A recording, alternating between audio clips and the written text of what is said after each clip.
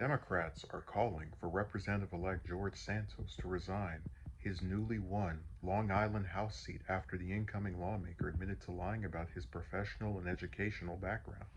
GOP Congressman-elect George Santos, who has now admitted his whopping lies, should resign. If he does not, then GOP leader should call for a vote to expel Santos for Congress. Representative Ted Lieu, the incoming vice chair of the House Democratic Caucus, said on Twitter. Santos admitted in the New York Post interview released Monday to having fabricated details about his resume, including making misleading claims about working for Goldman Sachs and Citigroup, and falsely claiming to have earned a college degree from New York's Baruch College. Santos said this week he never worked directly with either firm and did not graduate from Baruch nor any institution of higher learning. He declared in a separate interview that he's not a criminal and has done so much good work in his career. Representative Joaquin Castro argued that allowing Santos to enter office as he is slated to do next week would set a dangerous precedent and prompt others to campaign for office while promoting false details about their own background. We've seen people fudge their resume, but this is a total fabrication, Castro said on Twitter, suggesting the New York Republican should also be investigated by authorities. Representative Eric Swalwell said Santos confessed to defrauding the voters of Long Island about his entire resume and called for him not to be seated when new lawmakers are sworn in next week. Santos flipped the House seat for the GOP in November to represent parts of Long Island and Queens, helping the party capture a narrow majority in the lower chamber. Democrats have latched on to scrutiny of the newly elected Republican with incoming House Democratic leader Representative Hakeem Jeffries saying last week that Santos appears to be a complete and utter fraud, his whole life story made up. I'm embarrassed and sorry for having embellished my resume, Santos said in an interview with the Post. I own up to that. We do stupid things in life. Santos' admission on Monday broke days of silence after a New York Times report drew attention to apparent inaccuracies in his professional profile, with interviews casting doubt on various aspects of his official campaign biography. Among the questions raised about Santos' background were those centered on his past claims of Jewish heritage and his campaign's telling of his maternal grandparents fleeing Jewish persecution in Europe during World War II. Because I learned my maternal family had a Jewish background, I said I was Jewish, Santos told the Post, adding he identifies religiously as a Catholic. He didn't graduate college, didn't work on Wall Street, and isn't Jewish, all of which he asserted in order to dupe the voters in Queens and Nassau. Santos is not fit to be a member of Congress. He must resign. New York Representative-elect Dan Goldman, Democrat, tweeted. Another New York Democrat, Representative Richie Torres, urged the House Ethics Committee to probe the Republicans' fundraising on the campaign trail, saying the complete fabrication of his background could signal other issues. George Santos admits his life story is a complete fabrication. His pitiful confession should not distract us from concerns about possible criminality and corruption. The Ethics Committee must investigate how he made his money. Where there's smoke, there's fire, Richie said. Okay, so it's time for me to say something very controversial. There's probably going to be people in my comment section writing nasty stuff about me for saying this. But I truly believe this, and I'll take the heat for it. Not only do I not want Santos to resign, which is not to a benefit of me because I'm left leaning, so I'm more inclined to support the Democrats having more seats.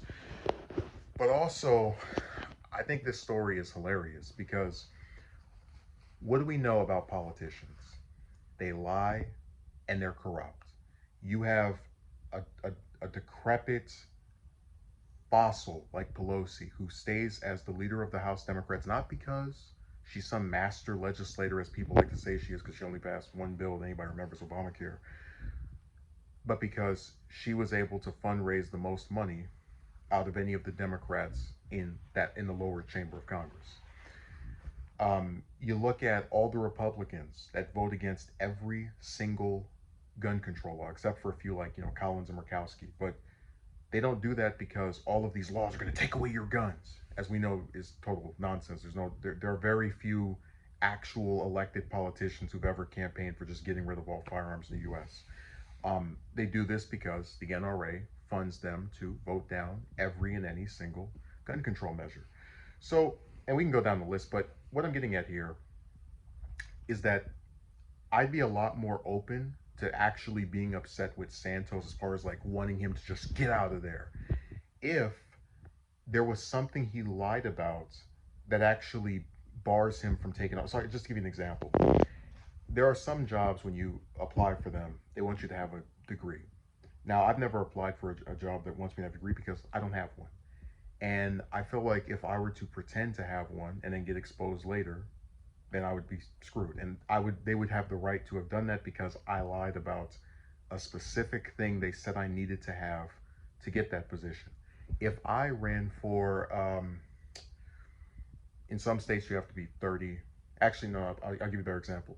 If I ran for senator, let's say in 2026, I would be younger than 30 years old, which is the minimum age you have to be elected senator. So if I'm elected to that seat and then people find out I'm younger than 30, I should be gotten rid of because I, on purpose, violated one of the rules that was given. But you don't have to have a degree to be a congressman. You certainly don't have to be a person who always tells the truth to be a congressman, because if that were the case, pretty much every one of those bastards would be out of office by now. Um, so there's really nothing here. And like, okay, it's bad to lie about your background. That's bad. Okay. Um, but what did Biden say? Well, he was running for president. I got down with corn pop and I got arrested in South Africa and all of this made up garbage. And look what seat he's in, and possibly trying to get another 4 years off.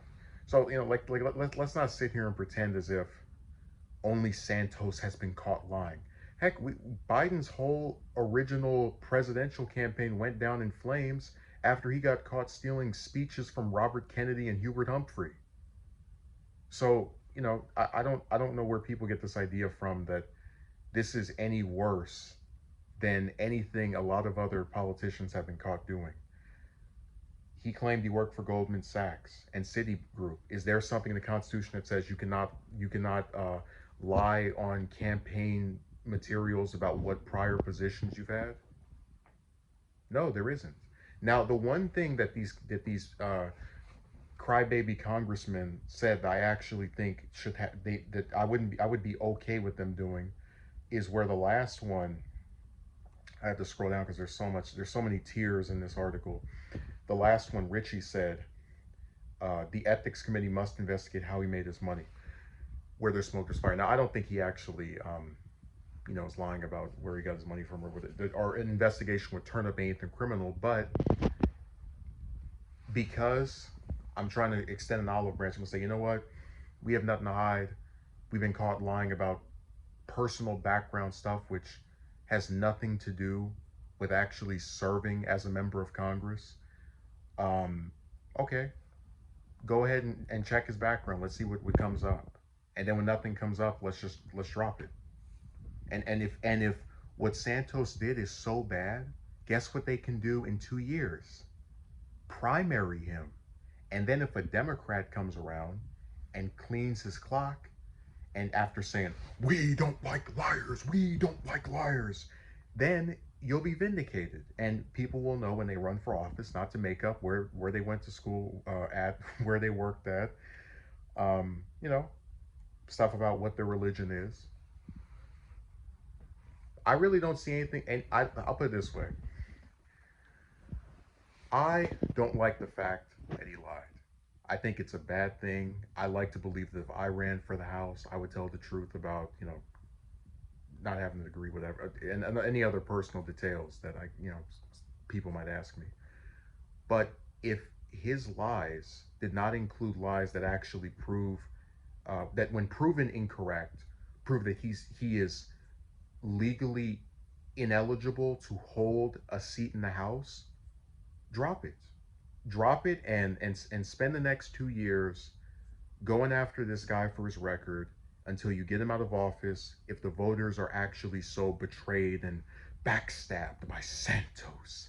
Instead, what I think is going to happen is when Democrats start piling in by bringing this stuff up, they might make him a little bit sympathetic, because he's going to say, if he's smart, hey, why can't they talk about what I believe and my stances on issues and the types of things I'm saying?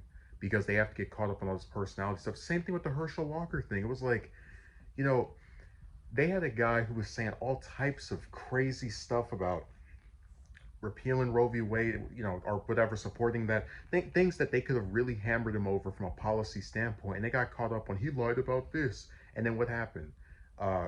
He came very close to winning by only a few points, and Warnock got into some stupid pissing contest about which one of us is a better dad.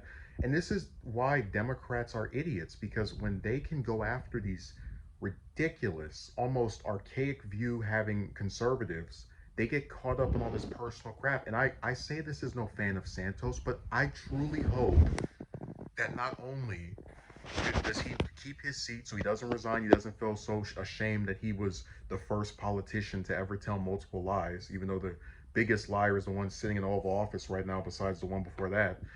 Um, I hope he stays on his seat and runs again. I'm not gonna say I hope he wins because I don't know who he's running against, but I hope he fights through it, because there's nothing wrong with I'll put it this way: there's something wrong with trying to get someone to step down from a seat they were just elected to when you cannot legally prove they lied about something that makes them ineligible to stay in their position. So I think he should stay.